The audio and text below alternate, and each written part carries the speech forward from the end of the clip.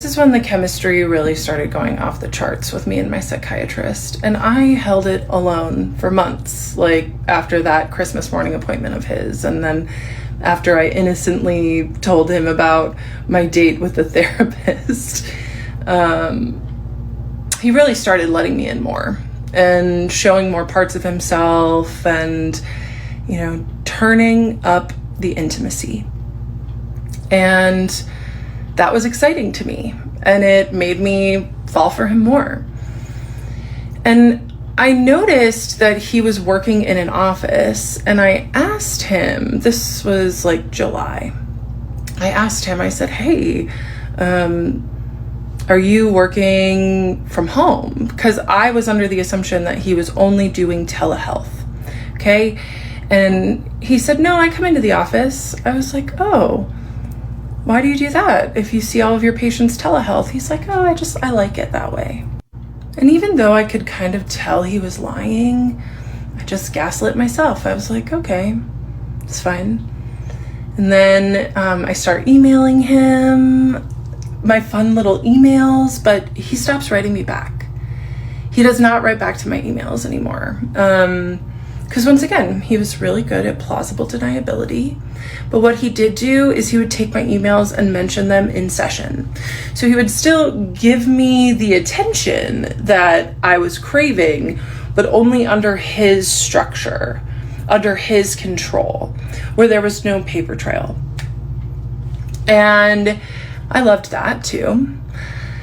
So I would show up to these sessions with my notes app, and just throughout the month, as I was thinking about him, I'd write down things that I wanted to talk to him about, and I would just come and bring him lots of content. And then every week I would go to my therapist and tell her about how much I loved my psychiatrist. And she didn't help me at all. She just kind of enjoyed hearing about it, honestly.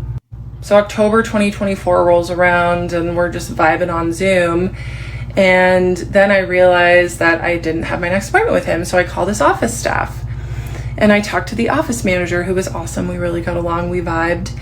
And the office manager asked me, do you see him, the psychiatrist, in person or on Zoom? And I felt so angry in that moment. I was like, he sees people in person? And she said, yeah, he has been for years. I was like, I want to see him in person. And I understand, some people may think that this is part of my crash out or part of me harassing him, which is what I've gotten lots of accusations of.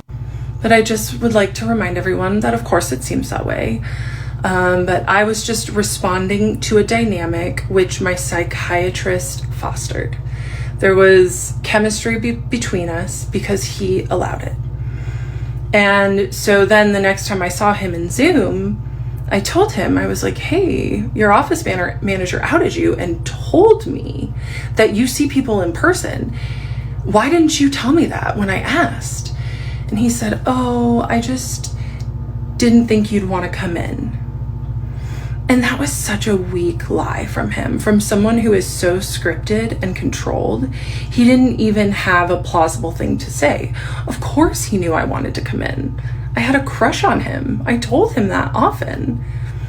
So then in my next therapy appointment, after finding out that he was lying to me about seeing patients in person, I told her that. I told my 75-year-old PhD therapist that my psychiatrist lied to me about seeing people in person. And she looked at me and she said, well, it's probably because he knows that there will be a lot of sexual tension in the room if you go in person.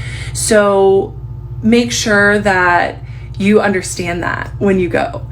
And you better believe I showed up to the next session and said you lied to me because you were afraid of the tension that would be there between us.